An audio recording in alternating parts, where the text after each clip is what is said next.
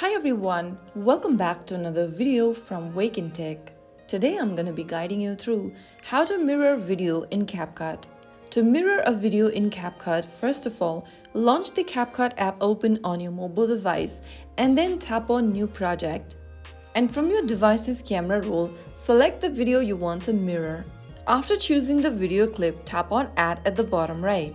Now, your video will preview in the timeline. Tap on the video clip on the timeline to activate editing options at the bottom. From the bottom menu, click on Transform. Now, click on the Mirror button and CapCut will instantly flip the video horizontally.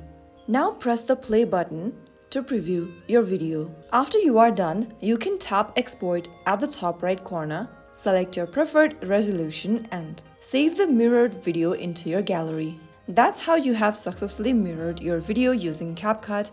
Now your content is ready to impress with a cool flipped effect. If you found the video helpful, don't forget to like, share and subscribe to the channel for more CapCut tutorials. I'll see you in the next video. Thank you for watching.